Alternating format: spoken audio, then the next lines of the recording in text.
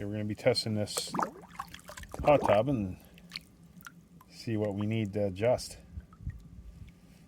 So I'm going to do pH first, and I'll link on the bottom what kits we use. So we're going to do 5 drips on this. 1, 2, 3, 4, 5. See what our pH is.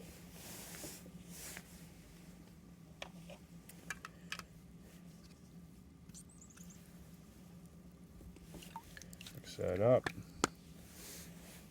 Line it up against the background. It's got to be light color.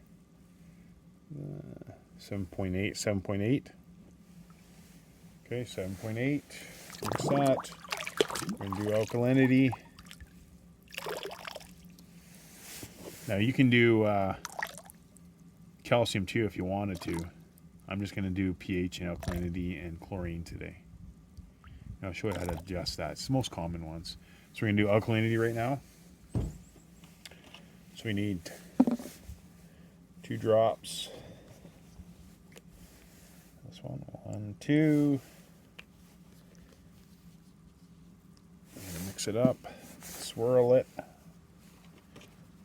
The next one, we're going to do 5 drops. 1, 2, 3, 4, 5. Swirl that one. We have one more. So you swirl it and drop, and then count them, and then multiply it by 10. Then you'll get your alkalinity. 1, 2, 3, 4, 5, 6, 7, 8, 9, 10. 10, 11, 12, 13, 13, 14, 15, 15, 16, 17, 18, 19, so 19. So multiply by 10, 190. So we're pretty close to 8 on pH. We're 7.8. So between 7.8 and 8. So alkalinity, we're not going to adjust that because we're going to go out. You always go after the pH first to adjust it. So if pH is too high, you want to drop that. Don't worry about the alkalinity because it's going to drop anyway. Now, if it was the other way around, if your pH was good at 7.5, then if we had 190 for alkalinity, then you can still use pH down to drop it. Or in the wintertime, what I do is I throw some snow in, the clean snow. So you throw some snow in, and it will drop the alkalinity. Because the same stuff you buy for pH minus and to drop the alkalinity, it's the same stuff. So you want to then you can bring it back up. So if your pH is 7.5 and your alkalinity is 190 and you want to drop the alkalinity, then just drop the pH down a little bit further down. So you drop and then test it about an hour, maybe the next day or whatever. Test it, and if you get it about 100, 120, the alkalinity, and then your pH is going to be pretty low, then bring up your pH. Just put in a little bit. So I'll show you how to adjust it. Where pH is high, so we're going to adjust the pH first, and then tomorrow you can adjust but it's the same amount what I'm going to show you. Okay, so depends on what you have. Any type of decreaser, minus, whatever. It doesn't have to be this one. So what I use is the cap. So we're at 8. We're pretty high on pH. So I want to put a good amount of, and I can retest this in an hour or so. Right, turn all the jets on. So I'm going to put that much in, a cap full. Okay, so they usually come in about that size anyway. So you want a cap full, and I just throw it in. Okay, and you turn the jets on. Okay, and then we're going to test. We're going to test our chlorine. Whoops, forgot to do that. So we're going to test the chlorine, bromine, doesn't matter, or salt. Okay, so we're going to adjust. We're going to test that. So on the kit that I'm going to put down below that you should get the drips, we need 5. 1, 2, 3, 4, 5. Don't use test strips. because it'll give you false readings. And we have another video and linking on the end here. Like there's pros and cons for 1, 2, 3, 4, 5. There's pros and cons, and the reason why you should be using drips over strips, and how they get contaminated. So there, it's a little cloudy with no chlorine in there.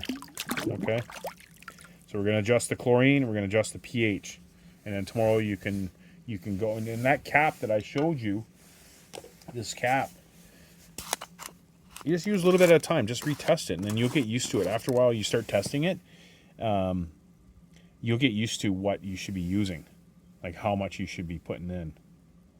I bet you if you did it, you got this test kit, I bet you less than a month if you did it once a week, you'll get it, okay, just by just testing everything. And then use the same chemicals, because it depends. This is a granule, so you know there's a liquid out there that you can use. Then you have to get used to that because it reacts differently and stuff. So the granules, I'm kind of used to it. I've used the liquid, but it seems like I put a lot more in and stuff. I don't know why.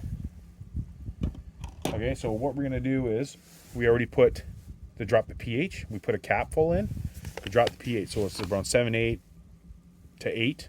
Okay, so we're going to drop it down. You're going to test it in about an hour or so.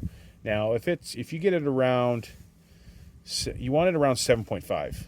Okay, now if you had it at 7.8, then you take that cap and you just put a little bit more in, and then you can test it. Okay, so this is Bromine Shock. So we got nothing in there, and we're gonna throw, I don't know, I'll throw maybe a cap and a half.